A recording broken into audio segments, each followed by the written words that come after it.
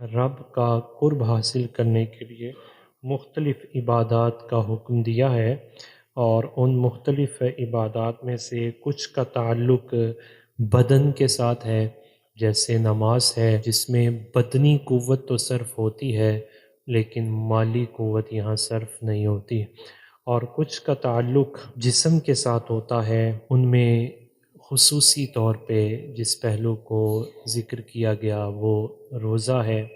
اور کچھ کا تعلق مال کے ساتھ ہے وہ زکوٰۃ ہے، اور ایک عبادت ایسی ہے کہ جہاں مال بھی خرچ ہوتا ہے اور جسمانی مشقت بھی اٹھانی پڑتی ہے، اور وہ حسین عبادت حج ہے۔ قرآن و سنت میں حج کے بے شمار فضائل ارشاد فرمائے گئے ہیں۔ سب سے پہلے فرضیت حج کی طرف توجہ کریں تو سورہ آل عمران کی آیت نمبر 97 میں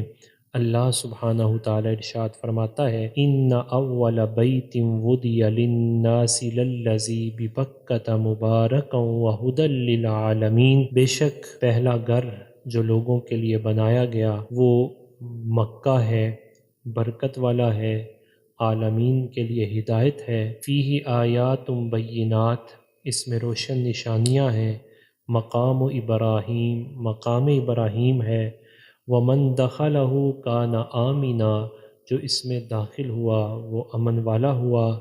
وللہ علی الناس حج البیت، اور لوگوں پر فرض کر دیا گیا ہے بیت اللہ کا ارادہ کرنا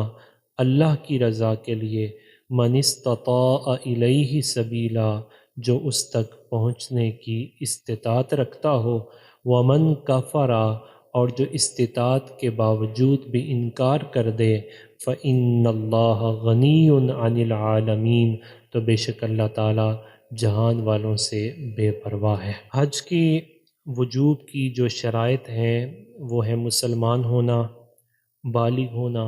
عاقل ہونا، آزاد ہونا، اس کے اعضاء کا سلامت ہونا، سفر حج کا جو خرچ ہے اور اہل و عیال کا جو خرچ ہے اسے افورڈ کر سکتا ہو، اور حج کا موسم ہو، حج فرضی کا اسے علم ہو، تو ایسے شخص پر حج کو فرض قرار دیا گیا ہے۔ اب جو شخص حج فرض ہونے کے باوجود بھی سستی اور کاہلی کرتا ہے، یہاں تک کہ اپنی زندگی میں حج سے محروم رہ جاتا ہے، تو نبی پاک صلی اللہ علیہ وسلم نے اسے وارننگ دیتے ہوئے یہ ارشاد فرمایا کہ جس شخص نے وسعت کے باوجود حج نہیں کیا وہ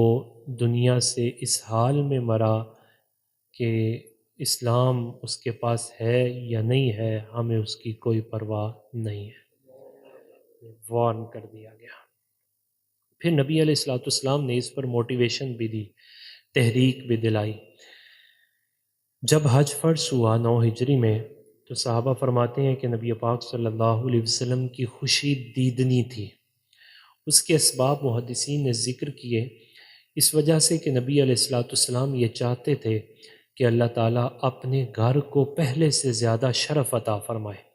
تو جب حج فرض ہو گیا تو ظاہرہ اس کے شرف میں اضافہ ہو گیا، تو نبی علیہ الصلوۃ والسلام اس پر بہت خوش ہوئے، صحابہ کو جمع کیا اور ایک خطبہ ارشاد فرمایا۔ عن ابی ہریرہ رضی اللہ تعالی عنہ قال خطبنا رسول اللہ صلی اللہ علیہ وسلم فقال، جناب ابو ہریرہ رضی اللہ تعالیٰ عنہ سے روایت ہے، وہ فرماتے ہیں کہ رسول اللہ صلی اللہ علیہ وسلم نے ہمیں خطبہ ارشاد فرمایا، فقال، اور یہ ارشاد فرمایا، ایھا الناس، اے لوگو، قد فرض علیکم الحج، تم پر حج کو فرض کر دیا گیا، فحجوا، اب تمہیں چاہیے کہ تم حج ادا کرو۔ فقال رجل، رسول اللہ صلی اللہ علیہ وسلم خطبہ ارشاد فرما رہے تھے، اسی دوران ایک شخص کھڑا ہوا، اس نے عرض کی، اکل آمن یا رسول اللہ صلی اللہ علیہ وسلم، اے اللہ کے رسول، کیا ہر سال حج فرض ہے؟ فسکت رسول اللہ صلی اللہ علیہ وسلم،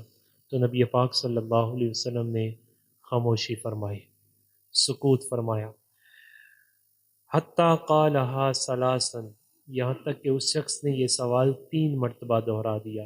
اکل آمین یا رسول اللہ صلی اللہ علیہ وسلم، اکل آمین، اکل آمین یا رسول اللہ صلی اللہ علیہ وسلم، اے اللہ کے رسول ہر سال ہر سال ہر سال۔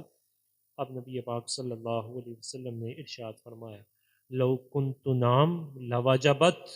ارے سوال کرنے والے اگر میں ہاں کہہ دوں تو ہر سال تم پر لازم ہو جائے گا، لمستطعتم، لیکن تم اس کی استطاعت نہیں رکھ پاؤ گے۔ اب اس پر محدثین نے جب کلام کیا تو سب سے پہلی بات یہ تھی کہ یہ سوال کرنے والا کون تھا، تو جواب دیا گیا کہ سوال کرنے والے جناب اقرا بن حابس رضی اللہ تعالیٰ عنہ تھے۔ پھر سوال ہوا کہ انہوں نے یہ سوال کیوں کیا، تو جواب ملا کہ انہوں نے قیاس کیا، اجتہاد سے کام لیا کہ چونکہ حج سے پہلے زکوٰۃ بھی فرض ہو چکی تھی اور روزے بھی فرض ہو چکے تھے، اور زکوٰۃ کے بارے میں بھی حکم یہ تھا کہ ہر سال ادا کرنی ہے، روزوں کے بارے میں بھی حکم یہ تھا کہ ہر سال ادا کیے جائیں گے۔ تو ان کے ذہن میں یہ خیال آیا کہ یہ جو عبادات بدنیہ اور عبادات مالیہ، زکوٰۃ عبادات مالیہ میں سے تھی اور روزہ جو ہے وہ عبادات بدنیہ میں تھی، حج عبادات بدنیہ اور مالیہ کا مجموعہ ہے، تو میں اس کو قیاس کرتے ہوئے میں یوں سمجھوں کہ شاید یہ بھی ہر سال ہوگا، تو بجائے اس کے کہ میں اجتہاد کروں کیوں نہ میں مصطفیٰ جان رحمت صلی اللہ علیہ وسلم کی بارگاہ میں سوال کر لوں۔ پھر بعض محدثین نے اس پہلو کو بھی اٹھایا کہ وہاں منافقین کا یہ وتیرہ تھا کہ وہ نبی علیہ الصلوۃ والسلام کی بارگاہ سے اٹھ کے جب باہر جاتے تو رسول اللہ صلی اللہ علیہ وسلم کی ذات کے بارے میں یہ